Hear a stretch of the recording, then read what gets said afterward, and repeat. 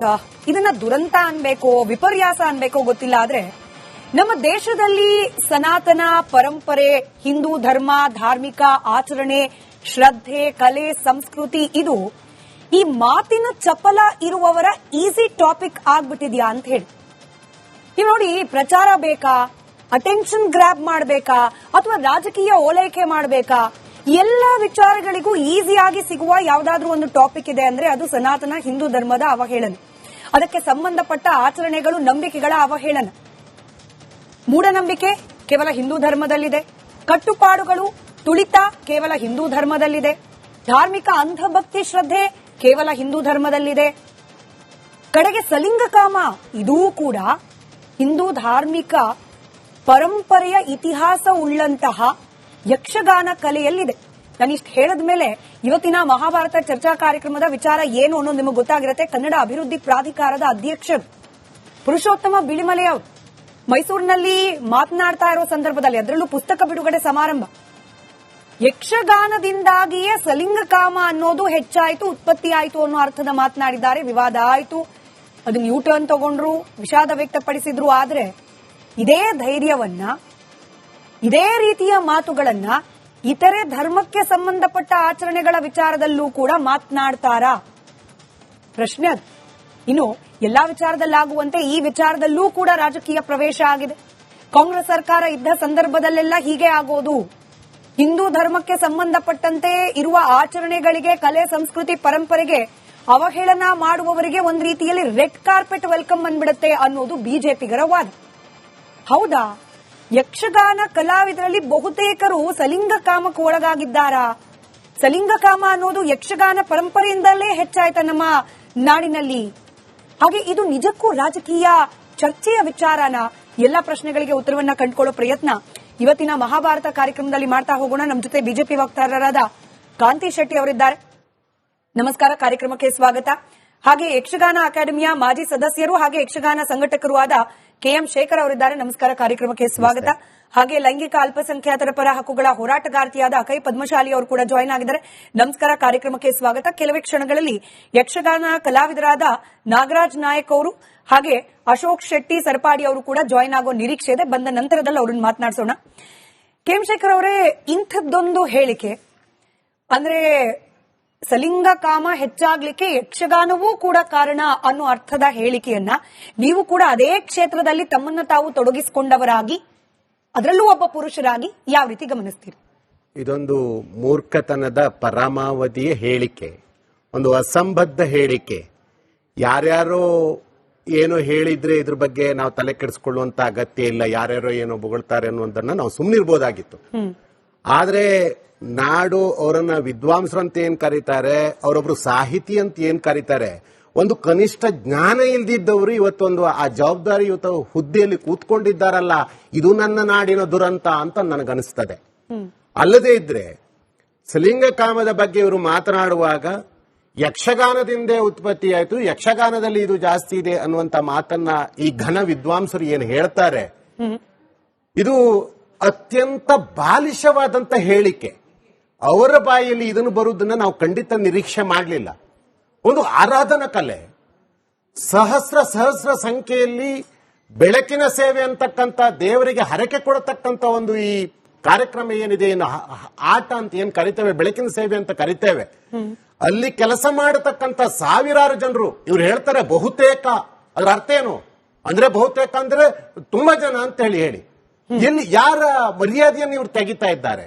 ನಮ್ಮನ್ನ ನಾವು ಬೆತ್ತಲೆ ಮಾಡಿಕೊಳ್ಳುವಂತದ್ದು ಅಂದ್ರೆ ಇಲ್ಲದಿರತಕ್ಕಂತ ವಿಷಯವನ್ನ. ಇವಾಗ ಏನಾಗಿದೆ ಕೇಳಿದ್ರೆ, ನಾನು ಪ್ರಚಾರಕ್ಕೆ ಬರಬೇಕು, ನಾನು ಎಲ್ಲಾ ಕಡೆ ಹೈಲೈಟ್ ಆಗ್ಬೇಕು. ಇದ್ದದ್ದನ್ನ ಇದ್ದಾಗ ಹೇಳಿದ್ರೆ ಯಾರು ಕೂಡ ಅದನ್ನ ಹೇಳ್ಕೊಳ್ಳೋದಿಲ್ಲ.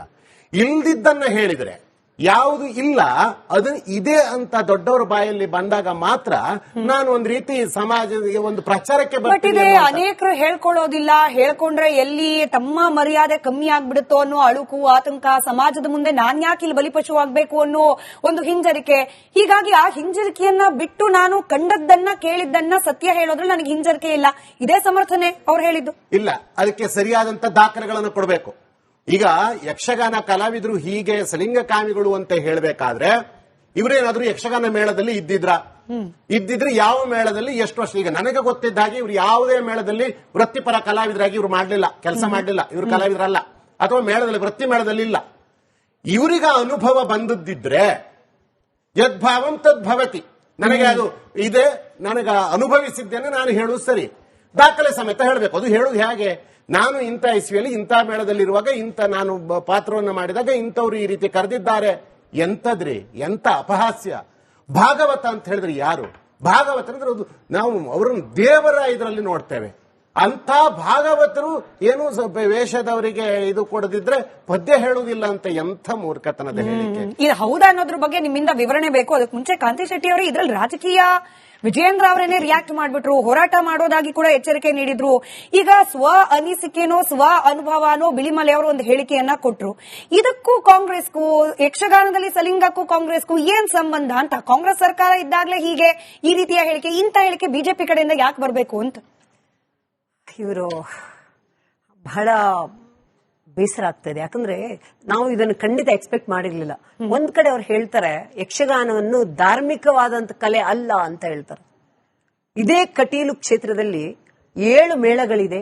ಆ 7 ಮೇಳಗಳದ್ದ ನೀವು ಬೇಕಾದ್ರೆ ಫೋನ್ ಮಾಡಿ ತಿಳ್ಕೊಳ್ಳಿ ಸ್ಮಿತಾ, 30 ವರ್ಷ ತನಕ ಬುಕ್ ಆಗಿದೆ. ಶ್ರೀದೇವಿ ಮಹಾತ್ಮೆ, ದೇವಿ ಮಹಾತ್ಮೆ ಯಕ್ಷಗಾನವನ್ನು ನಾವೊಂದು ಹರಕೆ ಅಂತ ಮಾಡಿದ್ರೆ ಅದನ್ನು ನಿಮ್ಗೆ ಸಡನ್ ಆಗಿ ನೀವು ಒಂದು ಕಾಲ್ ಮಾಡಬೇಕು, ನಿಮ್ಗೆ ಡೇಟ್ ಬೇಕಂತ ಕೇಳಿ 30 ಇಯರ್ಸ್ ಬುಕ್ ಆಗಿದೆ. ಯಾವ್ದಾದ್ರೂ ಒಂದು ಫಿಲ್ಮ್ ಹೀರೋಗಳು ಈ ತರ 30 ಇಯರ್ಸ್ ಬುಕ್ ಮಾಡಕ್ ಸಾಧ್ಯ ಇದೆಯಾ? ಆ ಯಕ್ಷಗಾನದ ಆಳ, ಅದು ಅಗಾಧ ಏನಿದೆ, ಇವರಿಗೆ ಅದನ್ನು ಥಿಂಕ್ ಮಾಡಕ್ಕೂ ಸಾಧ್ಯ ಇಲ್ಲ. ಇವರು ಯಕ್ಷಗಾನವನ್ನು ನೋಡಿದವರು ಯಕ್ಷಗಾನ ವೇಷ ಹಾಕಿದೀನಿ ಅಂತ ಹೇಳ್ತಾರೆ. ಅವ್ರು ಒಂದೊಂದು ಮಾತು ಇವತ್ತು ಹೆಂಗಿತ್ತು ಹಾಗೆ ಉಲ್ಟಾ ಏನಂತಾರೆ ಗೊತ್ತಾ, ಅವರು ಬೇಸರ ಆಗಿದ್ರೆ ಕ್ಷಮೆ ಯಾಚಿಸ್ತೀನಿ ಅಂತಾರೆ. ನಿಜವಾಗ್ಲೂ ಇವರು ಕ್ಷಮೆಗೆ ಅರ್ಹರ. ಇಷ್ಟು ಈ ತರ ಒಂದು ಕಲಾವಿದರಿಗೆ ಇಷ್ಟು ಒಂದು ಸರಿಸುಮಾರು 50,000 ಕಲಾವಿದರಿದ್ದಾರೆ. ಕಲಾವಿದರಿಗೆ ಇಷ್ಟು ನೋವು ಮಾಡಿದಂತಹ ಇವರು ಕ್ಷಮೆಗೆ ಅರ್ಹರ. ಕನ್ನಡ ಎಡಿಟ್ ಇಲ್ಲದೆ ನಿರರ್ಗಳವಾಗಿ ಕನ್ನಡ ಮಾತಾಡ್ಕೊಂಡು ಕನ್ನಡ ಅವ್ರ ಭಾಷೆ ಅವ್ರದ್ದು ಪ್ರಾಧಿಕಾರದ ಅಧ್ಯಕ್ಷರಿದ್ದಾರೆ. ಅದಕ್ಕೆ ಪೂರಕವಾಗಿದೆ ಯಕ್ಷಗಾನ. ಇವತ್ತು ಯಾವುದೇ ಎಡಿಟ್ ಇಲ್ಲದೆ ಕಟ್ಟಿಲ್ಲದೆ ಮಾತಾಡಬಲ್ಲಂತಹ ಒಂದು ನಿರರ್ಗಳವಾಗಿ ಮಾತಾಡುವಂತಹ ಒಂದು ಕಲೆ ಏನಾದ್ರೂ ಇದೆ ಅಂದ್ರೆ ಮೂವಿಯಲ್ಲಿ ನಾವು ನೋಡ್ತೀವಿ. 3 ಅವರು ಎಸ್ಸರಿ ಕಟ್ ಅಂತ ಎಡಿಟ್ ಮಾಡ್ತಾರೆ, ಇವರು ಕಂಟಿನ್ಯೂಸ್ ಮಾಡುವಂತದ್ದು. ಇಂತಹ ಒಂದು ಅಗಾಧವಾದ ಈ ಕಲೆನ ಈ ಜಗತ್ತಿನ ಏನು ರಂಗಭೂಮಿಯಲ್ಲಿ ಅದಕ್ಕೆ ಸರಿಸಾಟಿಯಾದಂತಹ ಬೇರೆ ಎಲ್ಲಾ ಕಲೆಗಿಂತ ಇದು ವಿಭಿನ್ನವಾಗಿರುವ ಈ ಗಂಡು ಕಲೆಗೆ ಇವತ್ತು ಇಷ್ಟು ಅಪಚಾರ ಮಾಡಿದ್ದಾರೆ ಅಂತ ಹೇಳಿದ್ರೆ ಅವ್ರು ಎಷ್ಟೇ ಕ್ಷಮೆ ಕೇಳಿದ್ರು ಸಾಧ್ಯ ಇಲ್ಲ. ನಾನು ಈ ಮೂಲಕ ನಾನು ಹೇಳ್ತಾ ಇರೋದು ಸ್ಮಿತಾ, ಅವರು ಕನ್ನಡ ಪ್ರಾಧಿಕಾರಕ್ಕೆ ನಿಜವಾಗ್ಲೂ ರಾಜೀನಾಮೆ ಕೊಡ್ಬೇಕು. ಅವರು ಕೊಡೋದಿಲ್ಲ. ಮಾನ್ಯ ಸಿದ್ದರಾಮಯ್ಯ ಸಂಸ್ಕೃತಿ ಬಗ್ಗೆ ವೈಯಕ್ತಿಕ ಹೇಳಿಕೆ ಕಾಂತಿ ಶೆಟ್ಟಿ ಅವರೇ, ಅಂದ್ರೆ ಅವರು ಕಾರ್ಯಕ್ರಮಕ್ಕೆ ಹೋಗಿದ್ರು, ಅಲ್ಲಿ ಮಾತನಾಡೋ ಸಂದರ್ಭದಲ್ಲಿ ಹೇಳಿದ ಅವರ ವೈಯಕ್ತಿಕ ಹೇಳಿಕೆ, ಇದಕ್ಕೂ ಕಾಂಗ್ರೆಸ್ ಸರ್ಕಾರಕ್ಕೂ ಹೆಂಗ್ ಲಿಂಕು ಅಂತ. ಇವಾಗ ಅವರಿಗೆ ನಿಜವಾಗ್ಲೂ ಕಲಾವಿದರ ಬಗ್ಗೆ ಅಭಿಮಾನ, ಕಲಾವಿದರ ಬಗ್ಗೆ ಇದ್ರೆ 5-6 ಜನ ಕಲಾವಿದರ ವೇಷ ಹಾಕೊಂಡೇ ತಿರುಗಿಕೊಂಡಿರುವಾಗ ಸತ್ರು, ಅವ್ರ ಬಗ್ಗೆ ಮಾತಾಡ್ಲಿ. ರಾತ್ರಿ ನಿದ್ದೆ ಇರಲ್ಲ, ಅವರಿಗೆ ತಲೆ ಸುತ್ತು ಬರುತ್ತದೆ, ಅವರಿಗೆ ಕಲಾವಿದರಿಗೆ ಯಾವ ತರ ಸಪೋರ್ಟ್ ಮಾಡಬಹುದು ಅವ್ರ ಬಗ್ಗೆ ಮಾತಾಡ್ಲಿ. ವರ್ಷ ಪೂರ್ತಿ ಅವರಿಗೆ ಯಕ್ಷಗಾನ ಇರಲ್ಲ, ಈಗ ನವೆಂಬರ್ ಸ್ಟಾರ್ಟ್ ಆಗಿದ್ರೆ ಮೇ ತನಕ ಇರುತ್ತೆ, ಉಳಿದಿರೋ ವರ್ಷ ಅವರು ಅದ್ರಲ್ಲಿ ಯಾವ ತರ ಕಾಲ ಕಳೀತಾರೆ ಅವ್ರ ಬಗ್ಗೆ ಮಾತಾಡ್ಲಿ, ಅವರ ವಿಮೆ ಬಗ್ಗೆ ಮಾತಾಡ್ಲಿ. ಅದು ಬಿಟ್ಟು ಜೊತೆಯಲ್ಲಿ ಮಾತಾಡಿದ್ರೆ ನಾನು ಅದರ ಬಗ್ಗೆ ಹೇಳ್ತಾ ಇದ್ದೆ.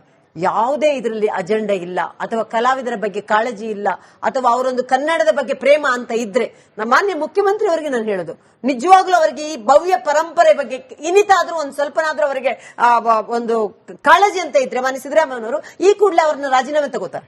ಕಲಾವಿದರಿಗೆ ಇದು ಖಂಡಿತವಾಗ್ಲೂ ನೋವಾಗುವಂತ ವಿಷಯ. ಇದು ಪ್ಯೂರ್ಲಿ ಕಲಾವಿದರು ಹಾಗೆ ಕಲೆಗೆ ಸಂಬಂಧಪಟ್ಟ ವಿಚಾರವಾದ್ರೂ ಕೂಡ ಬಿಜೆಪಿ ಡೆಲಿಬರೇಟ್ ಆಗಿ ರಾಜಕೀಯ ಮಾಡ್ತಿದೆ ಅನ್ನೋ ಆರೋಪ ಇದೆ. ಅದಕ್ಕೆ ನಿಮ್ಮಿಂದ ಉತ್ತರ